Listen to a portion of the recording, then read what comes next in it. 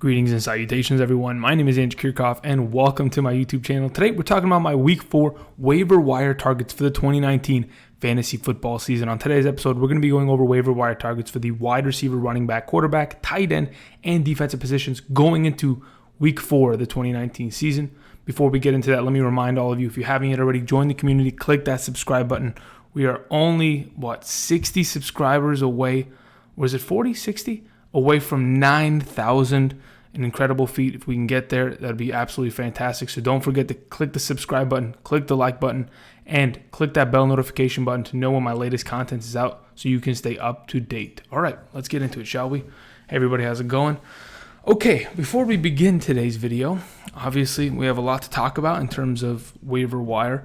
Let's talk about the wide receiver position really quickly after Week 3. It was a little bit predictable at times, and there was a couple guys that finally showed up to the 2019 season. We finally had Mike Evans show up after the first 2 weeks of completely being absent.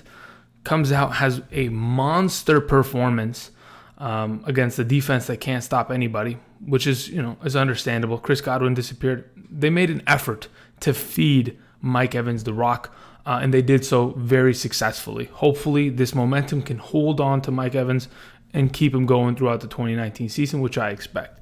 Other wide receivers. Keenan Allen is the best wide receiver in fantasy, half PPR.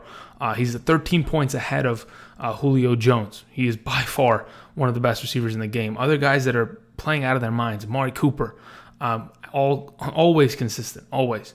Cooper Kupp, the only receiving option that really matters in LA for the Rams. There's other guys that just didn't show up. The Vikings wide receivers, Thielen caught a touchdown, but where did Stephon Diggs go? Is he coming back anytime soon? Is he still thinking it's the 2018 season and he's completely disappeared? The guy's not looking good. There are other receiving options like Sammy Watkins. He's come down to earth, right? Sammy Watkins has come back to being an 8-9 point wide receiver, which I anticipated on a weekly basis. And I even said when he had that 40-point game, if Sammy Watkins scored 10 points per game, if he scored 40 points in the first 5 weeks, I would have been happy. And that's where it's kind of trending, where he's going to right now. Mecole Hardman, speaking of the Chiefs, continues to do it. Demarcus Robinson continues to do it.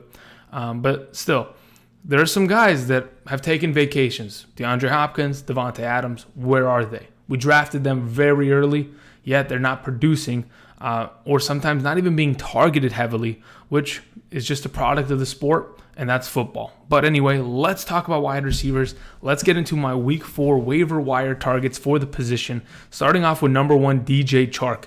The thing about DJ Chark, I'm pretty sure, I'm almost positive, someone can figure this out. I have suggested him as a waiver wire pickup each of the last 2 weeks, in the Week 2 and Week 3 waiver wire pickups. The thing about Chark is, we have to understand he is associated with an offense that, in my opinion, isn't fantastic. Yes, they were able to do a number onto the Tennessee Titans, and Chark has been the most consistent fantasy option on that team thus far this season. But there's a reason why I don't suggest him, because a guy, in the first week, 4 targets, 4 receptions. Week 2, a lot better, 9 targets, 7 receptions, Then Week 3, 5 targets, 4 receptions. The touchdown upside that this guy is having, the ability to be targeted in the red zone, makes his value. That's what makes him a little bit sketchy. But, just looking at his point totals, 22.6, 15 total points in Week 2, 15.6 in Week 3. He needs to be picked up, and if not, you got to put him in the lineup. The guy is absolutely consistent, and, forgive me for not suggesting him earlier as a actual 1 through 36 start. He's definitely proven me wrong. And I will take that into account. Moving on to my number 2 wide receiver on the week that I think absolutely, if you have not picked up yet, if he is not available, or if he's not been picked up in your league yet, I don't know where you've been. You may have been under a rock. You may have been busy last week. But Nelson Agholor, I talked about him in the waiver wires. I talked about him in the wide receivers. I talked about him in the hidden gems. The guy is a stud.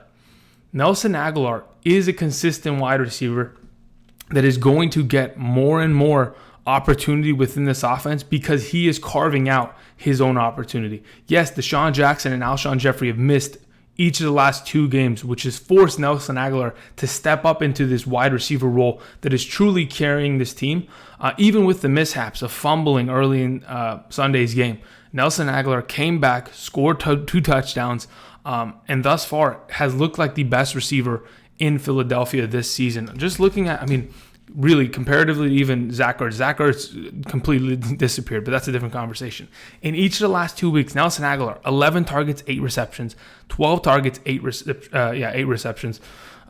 He's just incredible. Now, here's the thing. This is why I'm suggesting him as a waiver wire pickup, because he is not picked up yet. He's a guy that is an absolute week 3 start candidate because the Eagles play the Green Bay Packers early this week on a short week on Thursday night. And I do think that if, in fact, Deshaun Jackson's not ready to go, which will probably be the likelihood, and if Alshon Jeffrey is still not fully 100%, Nelson Agholor is going to consistently still be the number 1 receiving target of this Eagles offense. Carson Wentz, even going back, I mentioned this in the Hidden Gems video, going back to 2017, he was a guy that consistently targeted Nelson Agholor. He had, 96 targets on the season, 800 almost receiving yards, 8 touchdowns. We could probably see something like that if Nelson Agholor stays in the lineup, stays consistent, which I don't think is going anywhere anytime soon because Deshaun Jackson, he's older, and Nelson Agholor may have just won himself a spot. He's only 54% owned in Yahoo leagues. There's no way. There's a possibility he's owned in all of your leagues, but I just wanted to bring it up, make sure everybody knows. Moving on to number 3, Phillip Dorsett. Okay, so Dorsett obviously got the boost because of the fact that Antonio Brown was cut by the New England Patriots. Now, the interesting thing is Josh Gordon got sidelined with an injury a little bit early, something with his hand, came back, was fine.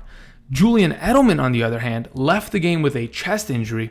I'm not sure exactly to what extent he's injured. It could be a rib, it could be a shoulder. I don't know. Depending on how he fell down on his shoulder, I don't know exactly what they've diagnosed at this moment. But Phillip Dorsett going into the next couple weeks with no AB, with potentially no Edelman, he can be the number 1, number 2 wide receiver of this team potentially. And we've seen in the last couple weeks, Phillip Dorsett, yeah, sure, against Miami wasn't great because of the fact that Antonio Brown was present, but against Pittsburgh, against the New York Jets, he's been fine. 23 points in week 1, 4 for 4 targets to receptions, 95 receiving yards, 2 touchdowns in week 1. Came back in week 3, 7 targets, 6 receptions, 53 yards, and a touchdown. A guy that Tom Brady is consistently targeting. And I think going throughout the rest of the season can be a pretty big contributor within this offense as they have one of the easiest schedules. Just looking up and down the schedule right now, Buffalo, Washington, Giants, Jets, Cleveland, Baltimore. The next 5 games seem to be pretty easy W's for the New England Patriots, and I think Phillip Dorsett is definitely going to be contributing in this offense. So going forward, another one of these waiver wire pickups if he's not already owned in your league. Moving on, number 4, Golden Tate. Really wanted to mention this. Shout out to my guy Moby1 Kenobi over here on the YouTubes.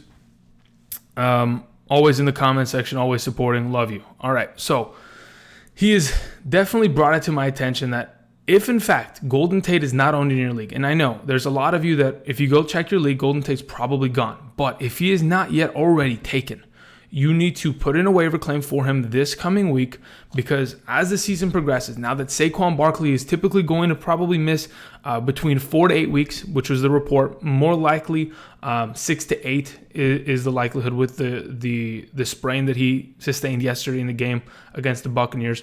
Golden Tate is going to be a contributor in this offense. What we saw from Daniel Jones yesterday, being able to get Sterling Shepard and Evan Ingram very much so involved in this offense, Golden Tate's going to come in and be another one of these safety blanket receivers for the young quarterback to help him improve and help him continue throughout his rookie season. So I think Golden Tate, a guy coming off of a 4-week suspension, will not be eligible to play this coming week, but you snag him, you toss him on your bench for week 5 and on, so he could potentially come out and put up some pretty big weeks in the coming weeks. So anyway, just wanted to mention that. Thank you again.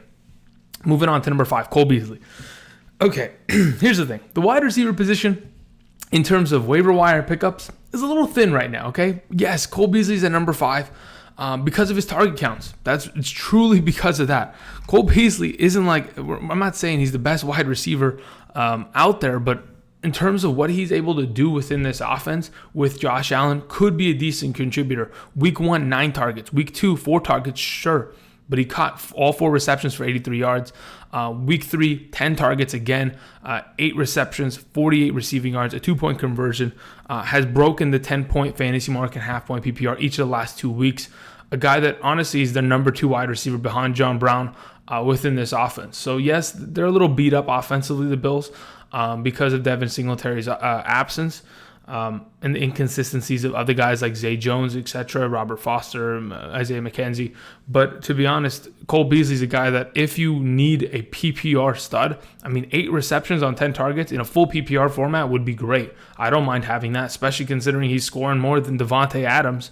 That's a guy that, sure, maybe I throw him into my lineup as my wide receiver 3 option on a given week in a good matchup. So I just wanted to go ahead and mention that. Cole Beasley, he's doing the business, and he could be a valuable prospect if he continues to get these targets moving forward.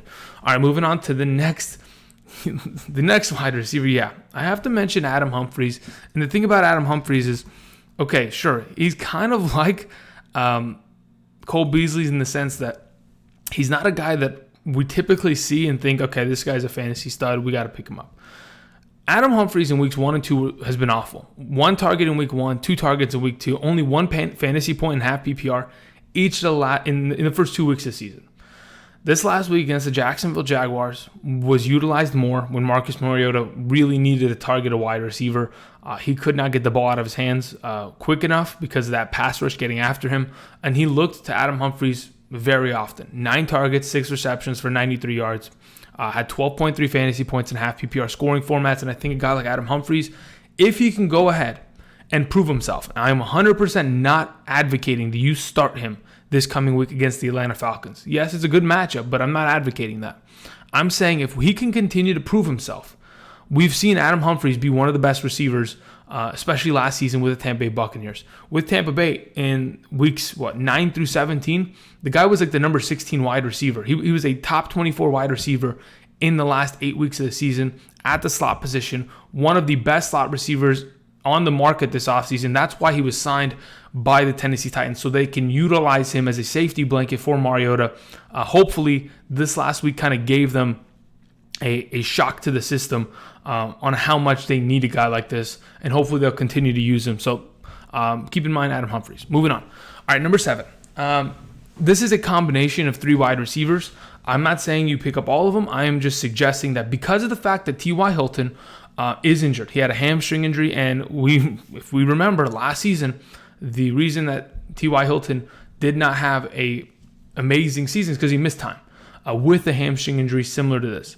Now, the chances are he was already, on the fringe questionable going into week 3. There's a chance that T.Y. Hilton could miss this week coming up. Now, if that's the case, we have 3 potential wide receiver options that, in my opinion, are going to be vital to potentially be picked up.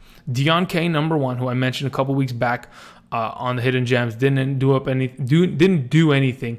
And really hasn't been great within this offense, but has gotten the most offensive snaps comparatively to these other 2 wide receivers, especially last week.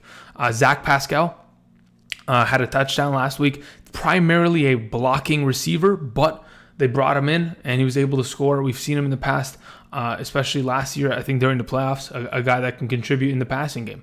And then the last guy, Paris Campbell, the rookie at Ohio State, versatile receiver, moving around the formation. Maybe he can end up being a receiver here, because if you have Devin Funchess out for the season and you have T.Y. Hilton ailing a hamstring injury, which could end up making him miss a couple weeks here, somebody here has to step up. And I don't know who it's going to be. I truly don't, because of the inconsistencies of this offense. Maybe they'll just feed all their tight ends. What we saw as soon as T.Y. Hilton went down a lot in the second half is they used 3 tight ends. They used Ebron, they used Doyle, and they used Mo Alley Cox. And there's a chance that they just go 3 tight ends the rest of the way. But I think one of these guys is bound to have a bigger role going into the next coming weeks. So just keep that in mind. Moving on to my last receiver that I wanted to mention, Diontae Johnson of the Pittsburgh Steelers. James Washington didn't do anything, but a thing that I wanted to mention, Dante Moncrief was inactive this week. That's beautiful. I want to see that. I don't want Dante Moncrief on the field anymore. I'm sick and tired of it. Juju Smith, perfectly fine. Ended up making a big play for himself down the sideline, which is fantastic for fantasy owners. James Conner, nah. We'll talk about that in a little bit. But Diontae Johnson, another one of these, is rookie wide receiver. A guy that they picked up, if I'm not mistaken, for the trade in which they got rid of Antonio Brown, they drafted Diontae Johnson, right? Am I mistaken in that? Okay, I'm going to try to confirm this. Let's see what Diontae Johnson was drafted this season. I'm pretty sure he was the 3rd round pick of this team. You know what? We're audibling really quickly. Let's see here. Diontae Johnson, 3rd round pick, 2019. Yeah, this was the guy that they drafted in exchange for that Raiders pick that they got. So hopefully this guy can step up. James Washington and him had the same amount of targets. He was just able to succeed on those opportunities more, get in the end zone, and present himself as a better option. But I think both of them are probably on the same area. I just didn't want to put another name. I could have put Johnson, Washington on the bottom because one of them are eventually going to be the next level and be the number 2 wide receiver of this team. But anyway, let's go ahead and move on. Let's talk about the running back position. Hopefully this helps you guys for the wide receiver position, because the wide receiver position thus far this season has made a huge difference on the entire landscape as we've seen it thus far. I mean, wide receivers are truly starting to carry teams, which is great, but a lot of us didn't expect that to happen. Okay, let's go ahead. Let's talk about week 3. Now, just looking at week 3 totals, I'm just trying to adjust this really quickly on my screen. Perfect. Mark Ingram, 3 touchdowns. Gosh, Lamar Jackson owners, I'm sorry, that sucks. That really does suck, because I know a lot of you were really in need of those couple touches. But I'm not surprised Mark Ingram's having a year. I'm not surprised at all. Moving on, another guy that had a fantastic week 3, Alvin Kamara, plain and I mean, woo! Who would have? I mean, okay, the Saints completely, snuffed my torch. Have you ever seen Survivor? They go and then the tribe has spoken and they snuff your torch. That's what the Saints did to me this week. I thought the Saints were not going to be able to rebound. I thought, man, they're in trouble. They stayed on the West Coast. They didn't come home from that LA game. They went up to Seattle and they smacked the Seattle Seahawks. I don't care what the score says at the end. Russell Wilson was able to throw a touchdown with 0-0-0 left in the clock in the 4th quarter because of a late penalty. He ended up completing a touchdown to Beasley, making the score closer than it really was. This was a one-sided affair for a majority of the game. The defense for the Saints scored. Special teams scored for the Saints. Alvin Kamara was everywhere. Finally, he was heavily utilized in the passing game. Last week against the Rams, where was Alvin Kamara? He was barely targeted. This week, 9 receptions, over 150 total scrimmage yards, 2 touchdowns. That's what we want to see from Alvin Kamara. I'm glad he was able to get back. Another player that finally just joined us in 2019. A guy that has been lost, right? After he had his injury to end his 2018 season, he's like, yeah, I'm going to take a couple weeks off. Phillip Lindsay's back. Finally. He's finally getting those extra pushes on the goal line to make him that top 12 back that he was last season in fantasy. And hopefully, I want to see him run Royce Freeman under the table. That might not happen because this offensive scheme being heavily built around running the ball, maybe they don't believe in Phillip Lindsay, the smaller statured running back, as a guy that can carry the ball 20 times a game, sure. But if you utilize him in the passing game, you give him at least 15 touches on the ground, and give him that goal line work. The guy is a hell of a back. Thank you for joining us in 2019. It only took 3 weeks, but the last thing I wanted to mention before we get into the waiver wire targets. On Sunday morning, when we were doing our live stream, Darrel Williams was named the starting running back of the Kansas City Chiefs. Now, what exactly did that do?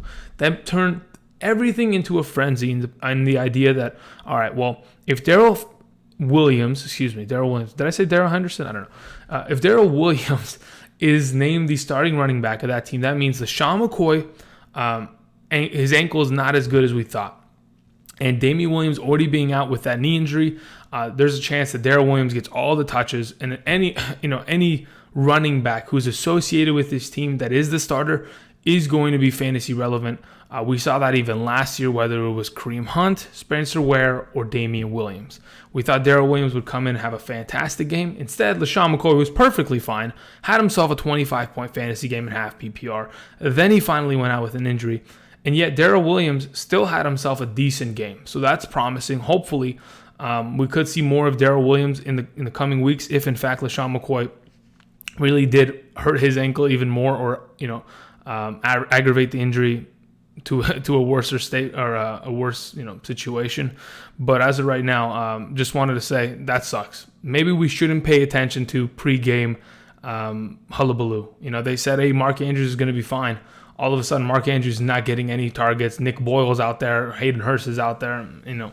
Anyway, so let's talk about running back position. My waiver wire targets for. Oh, you know what? And one more thing.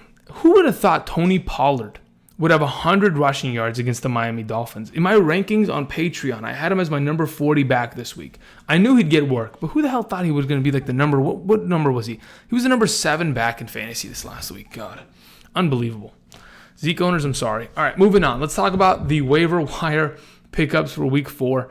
Number 1 is Wayne Gallman. Well, if you haven't heard already, I mentioned it earlier, Saquon Barkley is out for the next 2 months.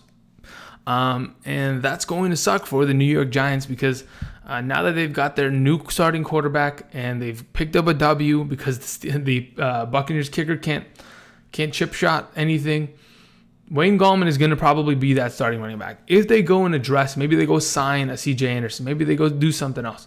That I probably doubt that's going to happen, but Wayne Gallman is a guy that number 1 on waivers is not a bad idea. Sure, he's not a great running back, but at least he's going to have RB1 opportunity. He's going to get the ball 10 plus times a game, and he's going to be the starting running back of this team.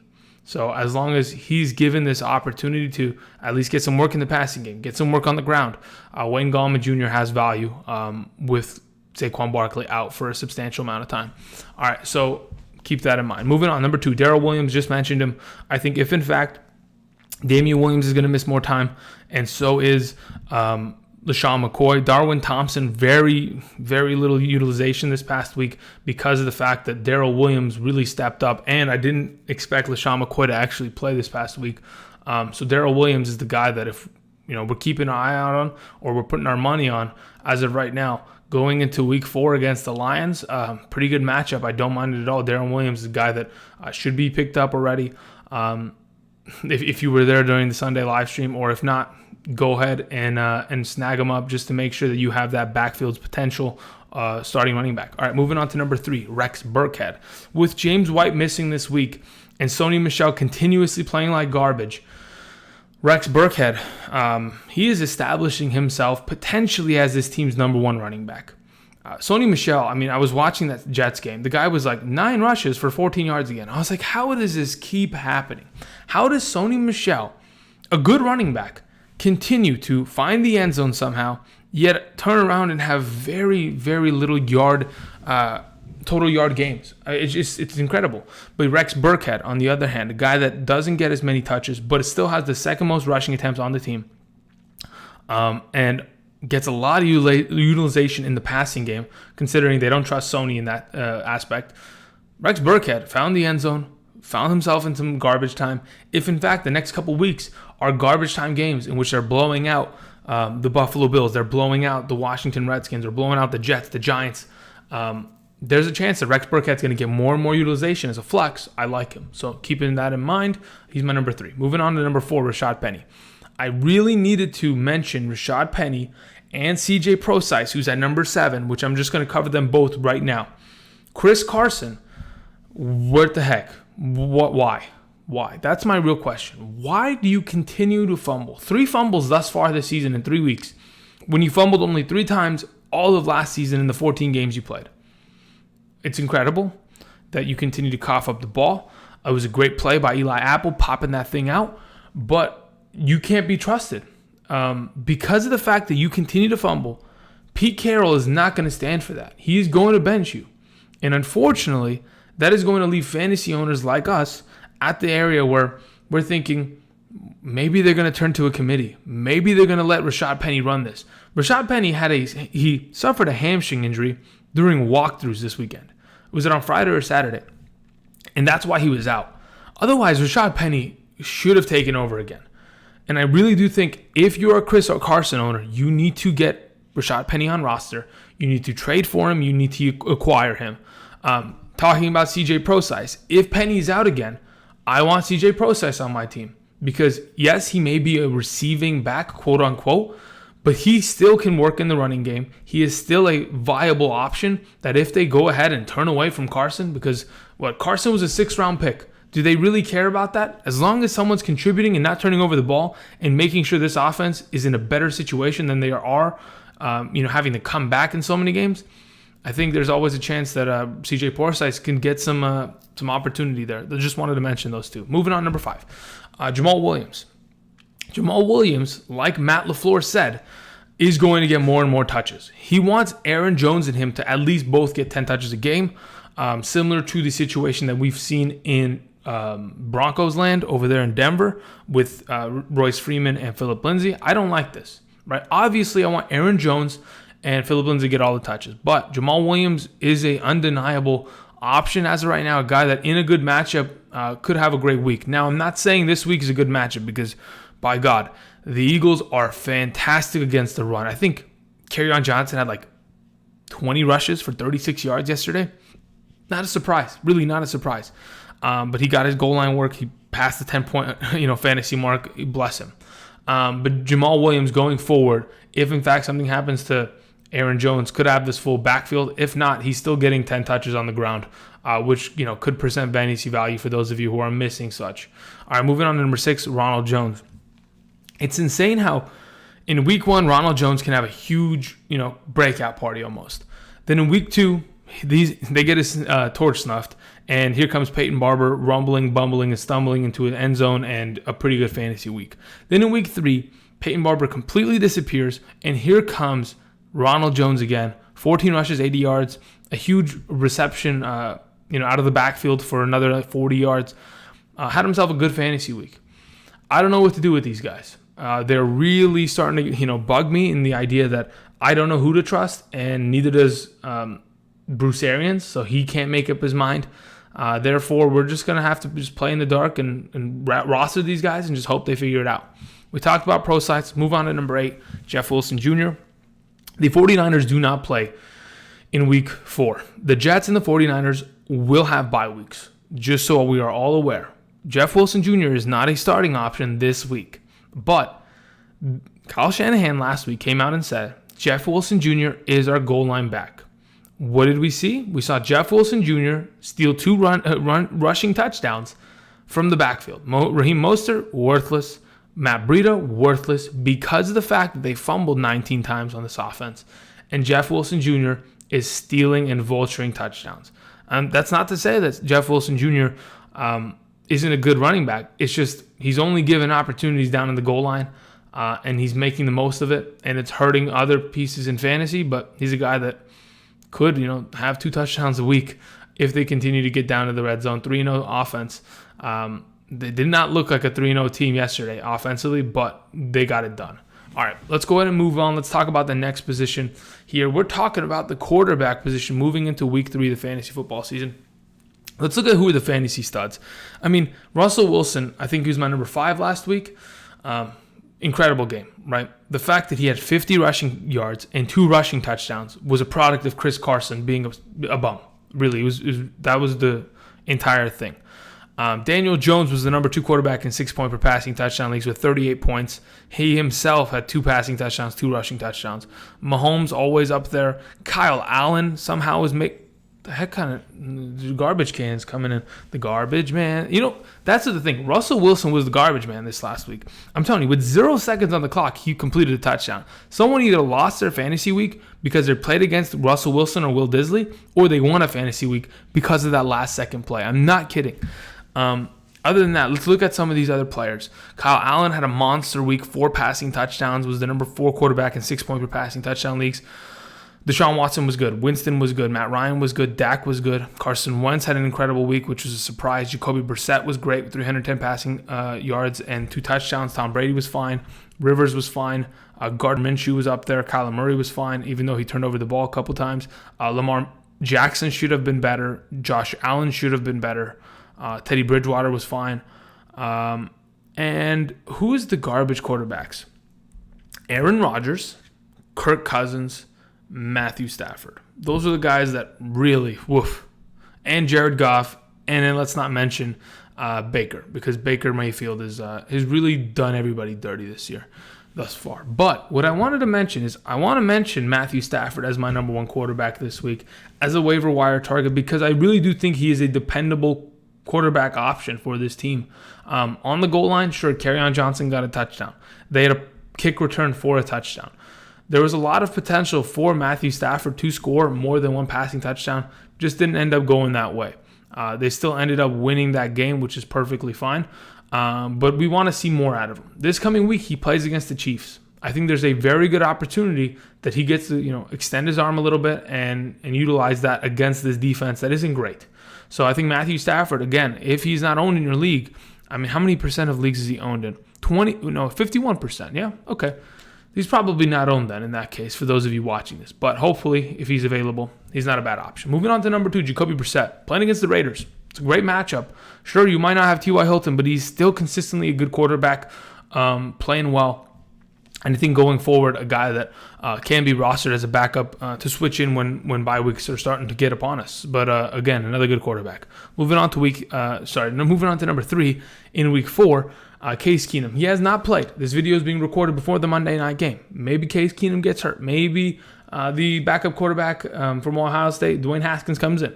But Case Keenum has played consistent throughout fantasy. He plays against the Giants in week 4. Extremely easy matchup. Should be good for him if you need a supplement, a plug-in, because you don't trust your current quarterback. Daniel Jones at number 4. Again, like I mentioned, 4 touchdowns. Incredible game. Playing against, who did the Giants play against in week 4? If I'm not mistaken, the Giants play against, the Redskins. Another defense that isn't great. But again, the Washington Redskins, a little bit shorter week, but I think Daniel Jones is going to be asked to throw the ball heavily because their running game is going to be missing, which could present some good value for him. Moving on to number 5, Kyle Allen has already been named the starting quarterback for week 4 of the season because Cam Newton is not going to be playing with that injury. By the looks of it, they're saying Cam Newton has a foot sprain. If in fact it's a foot sprain, it's probably going to be 2 to 3 weeks of an injury. He's already done 1, 2 more weeks to go potentially. If in fact Kyle Allen comes out against the Houston Texans and puts up another big week in which he scores 3 touchdowns and wins them this game, I can potentially see the Carolina Panthers moving on and saying Kyle Allen is our starting quarterback until Cam is fully healthy. I don't know. I can't gamble and say Kyle Allen is going to be the future of this team because I don't know that. Kyle Allen could come out and throw a pick 4 times in a row next week and be the new Nathan Peterman. You never know. But he looked very good. And he utilized all of the offensive pieces that surround him. Whether it was Moore, Samuel, McCaffrey, or Olsen, they were all involved, and this offense looked great for the first time this season. So keep that in mind. The last quarterback option, Gardner Minshew, another one of these rookie studs that has somehow taken the job. Him and Daniel Jones and Kyler Murray, they're all pretty good rookies so far.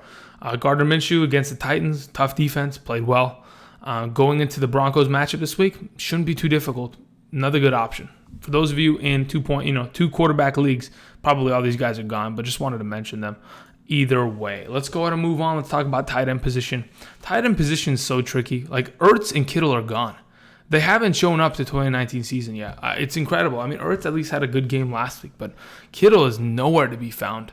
Austin Hooper and Greg Olsen had monster weeks. A guy by the name of Jordan Atkins and Darren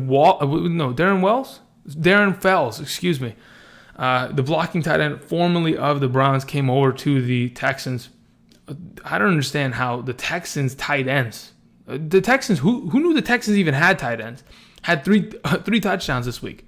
All 3 passing touchdowns went to their tight ends. Insane. But let's talk about some tight end targets. Moving on, Will Disley, 100% needs to be picked up. We mentioned it last week. He was on the thumbnail last week. If he's not already picked up, what are we doing? Moving on, number 2, Vernon Davis. I heard something of the sort where Jordan Reed's going to miss week 3. The concussions that he has sustained, the injuries that he has sustained in his career, could potentially force him to retire early, unfortunately, but that is the case. Vernon Davis moving on week 4 against the Giants. Good matchup. I like it a lot. O.J. Howard even did something against the Giants this last week. Moving on, Chris Herndon. He is suspended. He's going to miss the next 2 weeks. This week they have a bye week. The following week he is suspended. So in week 6 of the fantasy football season, he will be available. From then on, he will not have a bye week. He will be with Sam Darnold, which he is more comfortable with because Sam Darnold will be back by then, and he should be good to go. Chris Herndon should be stashed. He is suspended right now. He's kind of that Golden Tate play. Moving on, Jack Doyle. Like I mentioned earlier, if in fact the Indianapolis Colts go ahead and they turn away from the wide receiver position and they utilize more of their tight ends in their offense because of Hilton's injury, Jack Doyle is not a bad option. He was getting a lot of work yesterday. His snap percentage went up, and I think going forward should be a decent pickup if you're struggling at the tight end position. Number 5, Jordan Atkins, just mentioned him. The guy had what is his stat line? 5 targets, 3 receptions, 73 yards, and 2 touchdowns. A couple big plays there. Darren Fells had what? Where's Darren Fells on this list? 6 targets, 5 receptions, 49 yards, and a touchdown. The tight ends for the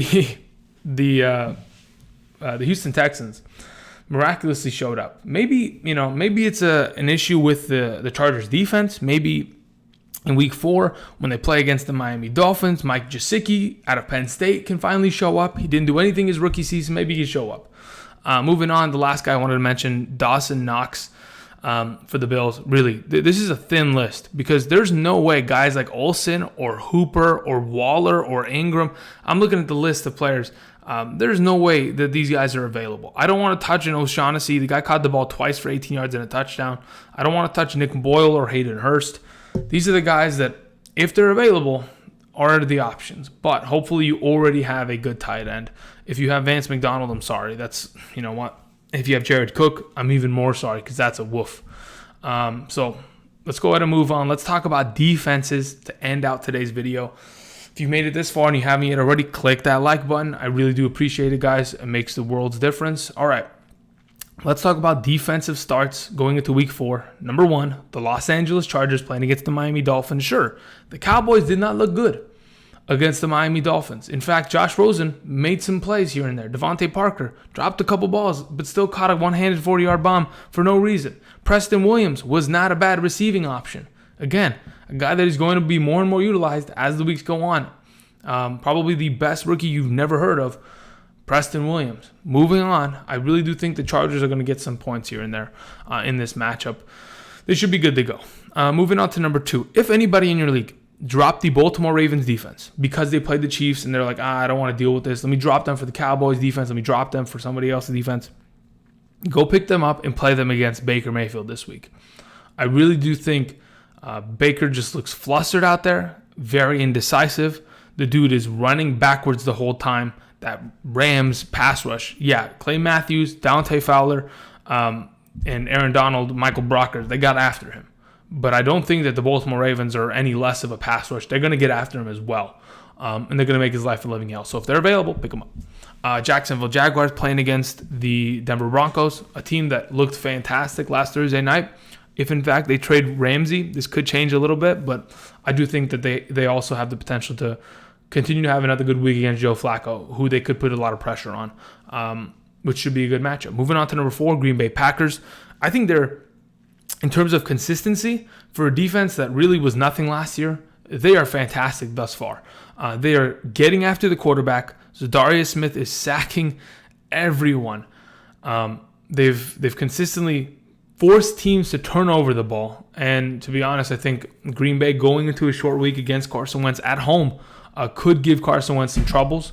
Just wanted to throw that out there as an option. The last couple options, Seattle playing against the Cardinals. The Cardinals gave up 8 sacks to the Carolina Panthers this past week. That is a franchise-high record for sacks given up. That being said, I think Clowney is going to be able to get after this offensive line. I think they're going to send a lot of pressure at Kyler Murray in order to make him uncomfortable, make him to have to move out of this pocket. And I think the Seahawks could be a decent option going into this week. The last option here, Buffalo Bills. Last season, Tom Brady wasn't fantastic in his matchups against the Bills. Now, I'm not saying he's not going to be great this week. I think he'll be fine. I think Tom Brady's Tom Brady. He's the best quarterback to ever play the game for a reason. And I think If the Buffalo Bills, defensively, with their secondary, with Tre'Davious White, can force this entire Patriots offense to struggle because of Edelman going down, all you have to do is lock down one of these receivers. The other one will figure it out and get locked down by themselves. Stop the run game. There could be a possibility the Bills, 3-0 matchup versus the Patriots, putting something together. Could be a fun, exciting game. Those are my waiver wire targets for week 4 of the fantasy football season. Thank you, everybody, for watching. This was fun. If you haven't yet already, check out the Patreon down in the description. We're going to be having a private live stream later this afternoon talking about waiver wire pickups and watching the fantasy, the Monday night game. That's going to be enjoyable. So that is pretty much it. Tomorrow, running back rankings. Wednesday, wide receiver. Thursday, we have the quarterback and tight ends. Friday, we have ourselves, we'll probably do a live stream somewhere in between there. Friday, we have hidden gems, etc., etc. Thank you, everybody, for watching. And until tomorrow, I will see you guys and have a wonderful Monday. And hopefully, if you haven't yet already won your week, tonight's the night. See you guys.